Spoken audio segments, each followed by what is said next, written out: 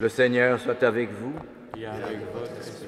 Bonne nouvelle de Jésus-Christ selon saint Luc. Gloire à toi, Seigneur.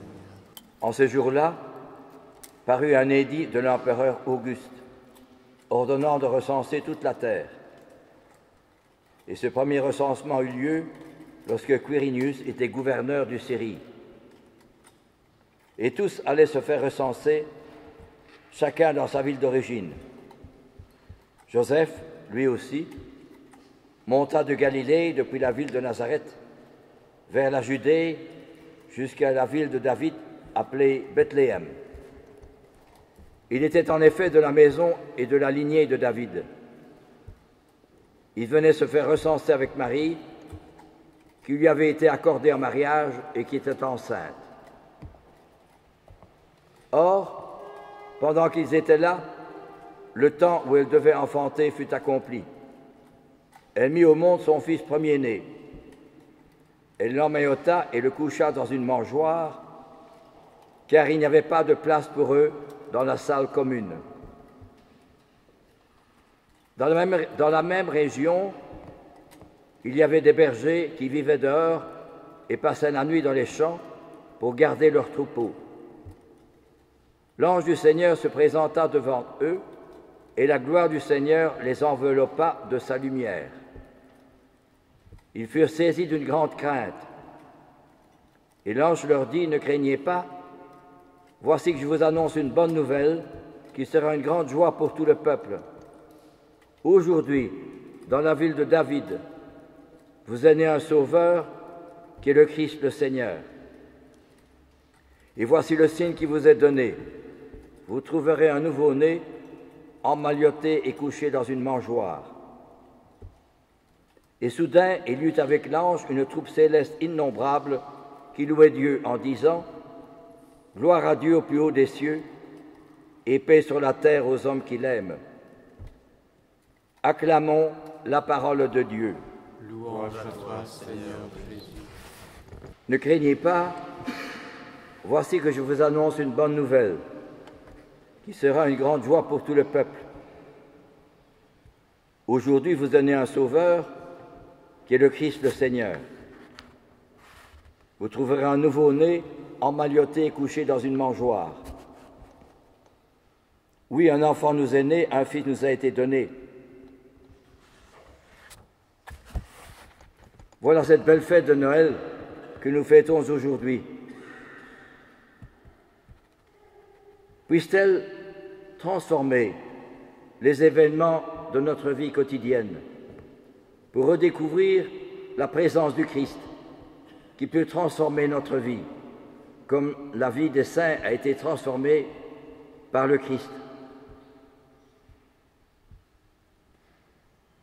Il y a 2 ou 3 semaines, je montais dans le bus et il y avait du monde. Je trouve un jeune que j'avais connu,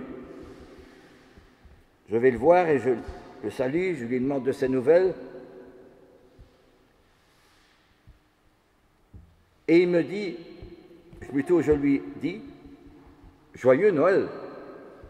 Il me dit, « Ça, ce sont des bobards, ce sont des légendes pour des enfants. Moi, je fais des études scientifiques.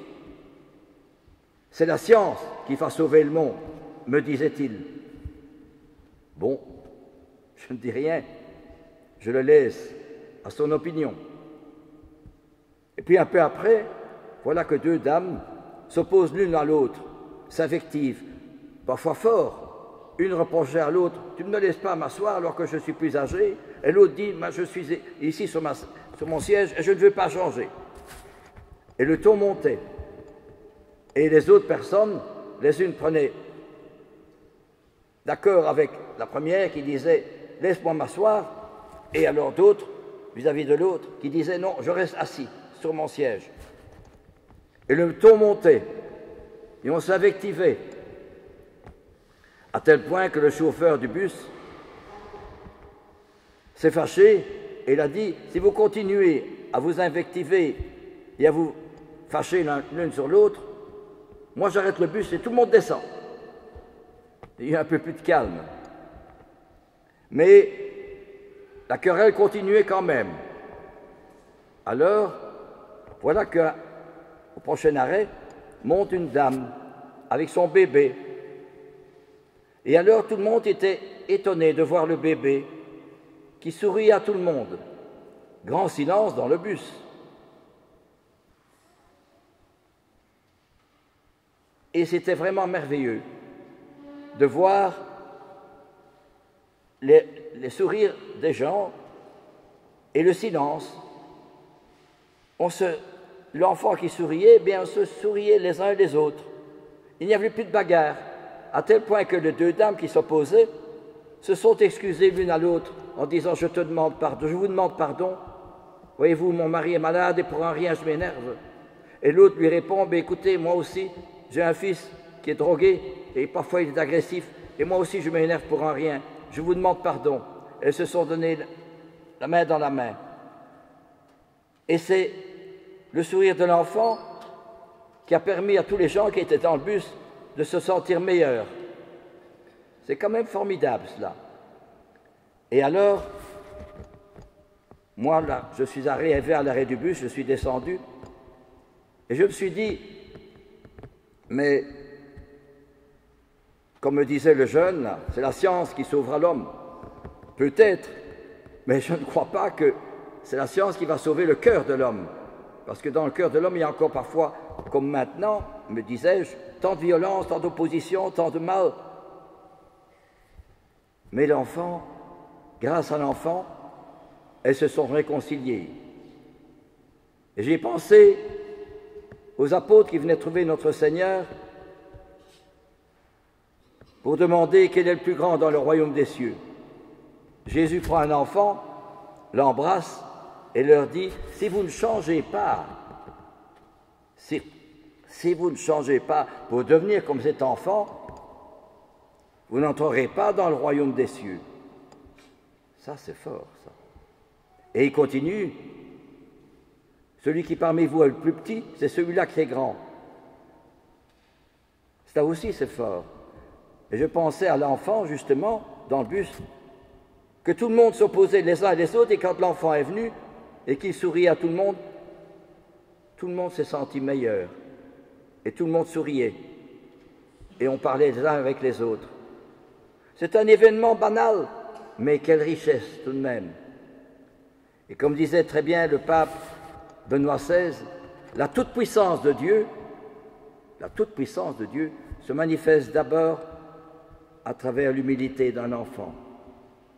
La grandeur de Dieu se manifeste à travers sa petitesse. Eh bien, voilà un petit événement qui nous montre ce que Noël peut être pour chacun et chacune d'entre nous dans l'événement de la vie banale, ordinaire. Notre Seigneur est là, qui m'appelle à me changer moi-même, comme ces deux dames, parce que notre Seigneur est là. Un enfant nous est né, un fils nous a été donné. Et cela veut dire me changer moi-même et découvrir à travers un enfant combien il y a encore beaucoup de choses à changer. Plus, disait Richard de Foucault, plus tu seras petit, plus tu me ressembleras. Parce que Jésus a tellement choisi la dernière place que personne n'a pu la lui ravir. Voilà cette belle fête de Noël qui nous est proposée. Alors oui, nous avons les anges qui sont là et nous pouvons rentrer chez nous. Peut-être que toutes ces personnes sont rentrées chez elles et les deux dames qui s'invectivaient. Il y a quand même de belles choses quand même dans la vie. C'est banal, monotone, ordinaire, mais souvenons-nous de Moïse qui voit un buisson qui brûle et qui ne se consume pas. Il dit, mais je vais faire un tour, c'est bizarre, ça, c'est étonnant. Bien, Dieu se sert parfois des petites choses ordinaires pour se manifester, non pas dans les grandeurs, non, dans les choses ordinaires, monotones, ennuyeuses. Eh bien, voyez-vous, la petite Thérèse disait, la plus grande grâce que le bon Dieu m'a donnée, la plus grande grâce, peut-être des miracles, des apparitions, des guérisons, non. La plus grande grâce que Jésus m'a donnée, c'est de me montrer ma petitesse et mon impuissance à tout bien. Et bien quand dans le bus, tous ces gens, en voyant l'enfant qui souriait, ils ont trouvé la vérité un peu de la vie, que l'homme n'est grand qu'à genoux. Sainte fête de Noël.